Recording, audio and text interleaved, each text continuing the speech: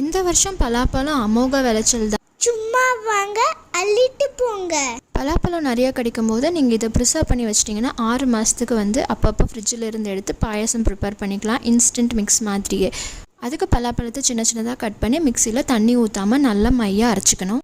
இப்போ நம்ம அரைச்சி வச்சுருக்க இந்த பலாப்பழ பேஸ்ட்டை ஒரு பேனில் போட்டு நல்லா சிம்லேயே வச்சு நீங்கள் வதக்க ஆரம்பிச்சிடலாம். 2 நிமிஷம் கழித்து இது கூட நீங்கள் வெல்லம் சேர்த்திக்கணும். 1 கப் பலாப்பழத்துக்கு 1/2 கப் வெல்லம். உங்களுக்கு இனிப்பு ரொம்ப வேணும்னா நீங்கள் ஜாஸ்தி கூட சேர்த்திக்கலாம். நீங்கள் சிம்லேயே வச்சு இதை வதக்கும் போது இந்த கன்சிஸ்டன்சி வந்துடும். இதில் முக்கியமான என்னென்னா தண்ணி படவே கூடாதுங்க. நீங்கள் யூஸ் பண்ணுற பேன் ஆகட்டும், இல்லை நீங்கள் ஸ்டோர் பண்ண போகிற டிஃபன் பாக்ஸ் ஆகட்டும், இல்லை நீங்கள் யூஸ் பண்ணுற மிக்ஸி ஆகட்டும், எதுலேயுமே ஒரு சொட்டு தண்ணி கூட இருக்கக்கூடாது. இந்த மாதிரி நீங்கள் கிளறிட்டே இருக்கும்போது நல்லா அது கொஞ்சம் கொஞ்சமாக பபிள்ஸ் விட்டு ஒரு கெட்டியான ஒரு அல்வா மாதிரி ஒரு பக்குவத்தில் வரும். இது நல்லா இப்போ கலர் சேஞ்ச் ஆகி நல்ல பக்குவத்துக்கு வந்துருச்சு. இப்போ நீங்கள் ஒரு டிஃபன் பாக்ஸ் எடுத்து நீங்கள் ஸ்டோர் பண்ணி இதை 6 months வரைக்கும் நீங்கள் ஃப்ரிட்ஜில் வச்சுக்கலாம். இந்த இன்ஸ்டன்ட் மிக்ஸை வச்சு எப்படி பாயசம் பண்ணணும்னு தெரியணும்னா பார்ட் 2 வீடியோ பார்த்து தெரிஞ்சுக்கோங்க. மறக்காமல் சப்ஸ்கிரைப் அண்ட் லைக் பண்ணிடுங்க.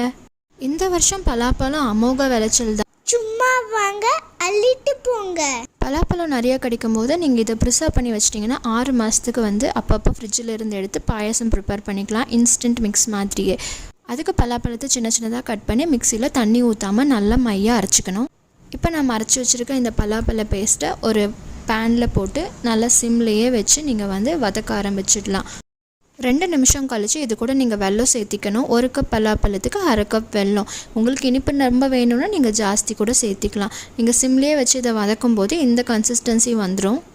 இதில் முக்கியமான என்னென்னா தண்ணி படவே கூடாதுங்க. நீங்கள் யூஸ் பண்ணுற பேன் ஆகட்டும், இல்லை நீங்கள் ஸ்டோர் பண்ண போகிற டிஃபன் பாக்ஸ் ஆகட்டும், இல்லை நீங்கள் யூஸ் பண்ணுற மிக்ஸி ஆகட்டும், எதுலேயுமே ஒரு சொட்டு தண்ணி கூட இருக்கக்கூடாது.